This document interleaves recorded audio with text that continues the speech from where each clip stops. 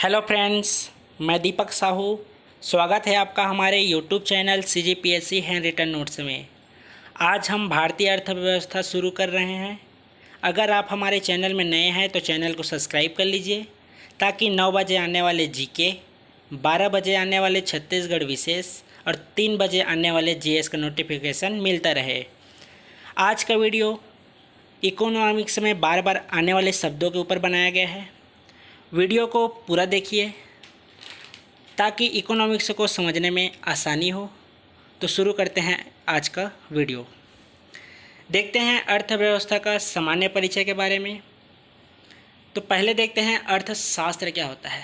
अर्थशास्त्र इकोनॉमिक्स एक विषय के रूप में अर्थशास्त्र के अंतर्गत यह अध्ययन किया जाता है कि व्यक्ति, समाज और सरकार द्वारा किस तरह से अपनी प्राथमिकताओं के आधार पर संसाधनों का इस्तेमाल अपनी आवश्यकताओं की पूर्ति के लिए किया जाता है।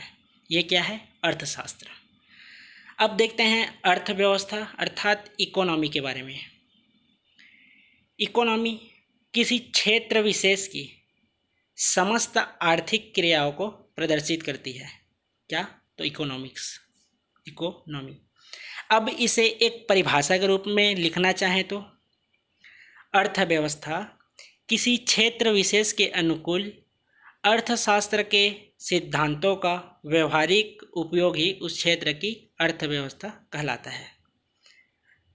किस शब्द से बना हुआ है? तो यह बना है ग्रीक शब्द से। अब स्वामित्व के आधार पर अर्थव्यवस्था के प्रकार देखते हैं। तो ये 3 प्रकार के होते हैं: पूंजीवादी अर्थव्यवस्था, समाजवादी अर्थव्यवस्था और मिश्रित अर्थव्यवस्था। पूंजीवादी अर्थव्यवस्था में इस अर्थव्यवस्था में किसका उत्पादन होगा, कितना होगा और उसकी बिक्री कीमत क्या होगी, इन सभी का निर्धारण निजी व्यक्ति के द्वारा किया जाता है। अर्थात इनमें स्वामित्व इनका होता है निजी क्षेत्र का, जिनमें सरकारी हस्तक्षेप नहीं होती है। फिर है समाजवादी अर्थव्यवस्था।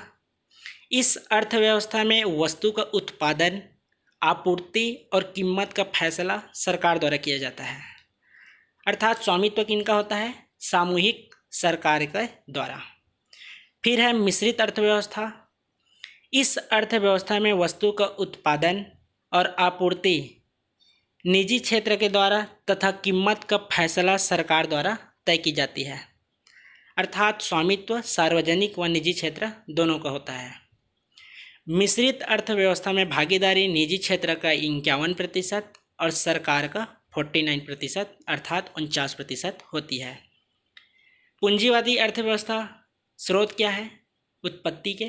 तो एडम स्मिथ की रचना द वेल्थ ऑफ नेशन से। कब की बात है? वर्ष 1776 की बात है। समाजवादी अर्थव्यवस्था के स्रोत अर्थात उत्पत्ति के कारण बोल्शेविक क्रांति के फलस्वरूप वर्ष 1917 के फलस्वरूप। मिश्रित अर्थव्यवस्था के स्रोत अर्थात उत्पत्ति है जॉन मेनार्ड केन्स की पुस्तक the general theory of employment, interest and money से वर्ष 1936। पूंजीवादी अर्थव्यवस्था में लाभ, व्यक्तिगत लाभ की भावना होती है। समाजवादी अर्थव्यवस्था में निजी लाभ की अपेक्षा सामुदायिक लाभ होती है और मिश्रित अर्थव्यवस्था में समाजवादी तथा उदारवादी दोनों होती है। पूंजीवादी अर्थव्यवस्था में अमेरिका, जापान, जर्मनी आदि देश आते हैं, अर्थात विकसित देश आते हैं। समाजवादी अर्थव्यवस्था में है चीन और मिश्रित अर्थव्यवस्था में है भारत, पाकिस्तान, नेपाल, भूटान आदि, अर्थात विकासशील देशों में। भारत द्वारा मिश्रित अर्थव्यवस्था को 1948 में अपनाया गया था। अब देखते हैं अर्थव्यवस्था के क्षेत्र के बारे में। तो ये 3 प्रकार के होते हैं: प्राथमिक क्षेत्र, द्वितीयक क्षेत्र और तृतीयक क्षेत्र। सुने होंगे, प्राथमिक क्षेत्र में कृषि, द्वितीयक में उद्योग और तृतीयक क्षेत्र में सेवा क्षेत्र आते हैं। प्राथमिक क्षेत्र वह क्षेत्र जहाँ प्राकृतिक संसाधनों को कच्चे तौर पर प्राप्त किया जाता है। तो कौन कौन से? कृषि, उत्खनन, पशुपालन, मत्स्य पालन आदि। द्वितीयक क्षेत्र वह क्षेत्र जो प्राथमिक क्षेत्र के उत्पादों को अपनी गतिविधियों में कच्चे माल के रूप में उपयोग करते हैं। द्वितीयक क्षेत्र में आते हैं, अर्थात उद्योग, निर्माण, विनिर्माण, विद्युत, गैस आदि। तृतीयक क्षेत्र अर्थात सेवा, यह सेवाओं के उत्पादन से संबंधित है, अर्थात शिक्षा, बैंकिंग, चिकित्सा, पर्यटन, बीमा आदि। फिर देखते हैं व्यापार के आधार पर। तो व्यापार के आधार पर दो प्रकार की होती है, खुली अर्थव्यवस्था और बंद अर्थव्यवस्था। खुली अर्थव्यवस्था अर्थात ओपन इकोनॉमी, बंद अर्थव्यवस्था क्लोज्ड इकोनॉमी। खुली अर्थव्यवस्था ऐसी अर्थव्यवस्था जिसमें एक देश दूसरे देश के साथ सामानों का आयात निर्यात करता है। बंद अर्थव्यवस्था ऐसी अर्थव्यवस्था जिसमें एक देश दूसरे देश के साथ आयात निर्यात पर प्रतिबंध रखता हो। तो खुली अर्थव्यवस्था में है विकसित व विकासशील देश दोनों। बंद अर्थव्यवस्था में है उत्तरी अमेरिका। अब देखते हैं बाजार के बारे में। तो बाजार मांग और पूर्ति का सिद्धांत है। मांग अर्थात क्रय करने वाला। मांग उन वस्तुओं की जाती है जिनकी आवश्यकता होती है, और पूर्ति अर्थात विक्रय करने वाला। पूर्ति उन वस्तुओं की जाती है जिनकी मांग होती है। अब देखते हैं आर्थिक, इससे संबंधित तीन शब्द आते हैं, आर्थिक प्रगति, आर्थिक समृद्धि और आर्थिक विकास।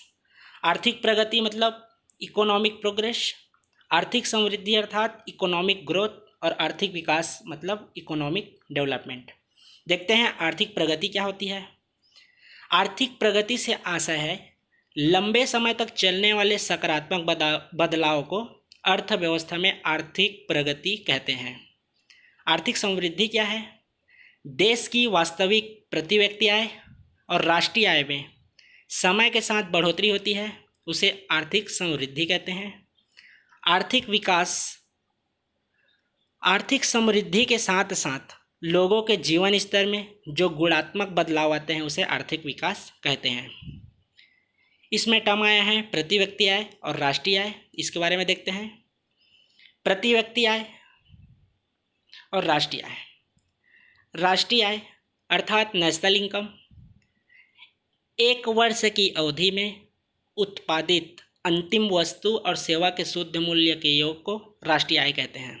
अर्थात राष्ट्रीय आय में भारतीयों द्वारा विदेशों में रहकर अर्जित आय को शामिल किया जाता है, जबकि देश के अंदर निवास करने वाले विदेशी नागरिकों के आय को शामिल नहीं किया जाता है। फिर है प्रति व्यक्ति आय। इसका फॉर्मूला होता है राष्ट्रीय आय डिवाइडेड बाय कुल जनसंख्या। अर्थात जब देश की राष्ट्रीय आय में देश की कुल जनसंख्या का भाग दे देते हैं तो प्रति आय की प्राप्ति हो जाती है। फिर है क्रय शक्ति समता रीति अर्थात परचेसिंग पावर पैरिटी, जिसको PPP कहते हैं। ये क्या होता है? एक समान वस्तु और सेवाओं के लिए एक देश में जितनी अदा करनी पड़ती है, मतलब पैसा देनी पड़ती है, उतनी ही वस्तु और सेवाओं के लिए दूसरे देश में जितनी अदा करनी होती है। यह जानने की विधि ही क्रय शक्ति रीति कहलाती है, क्रय शक्ति समता रीति कहलाती है। इस तरह से था इकोनॉमिक्स के कुल इम्पॉर्टेंट शब्द। इसी तरह से हम आगे इकोनॉमिक्स को पढ़ेंगे। वीडियो कैसा लगा आप हमें कमेंट करके ज़रूर बताएं, और वीडियो को अपने दोस्तों के बीच अधिक से अधिक शेयर करें, और आप वीडियो को लाइक, कमेंट और शेयर ज़रूर करें। धन्यवाद।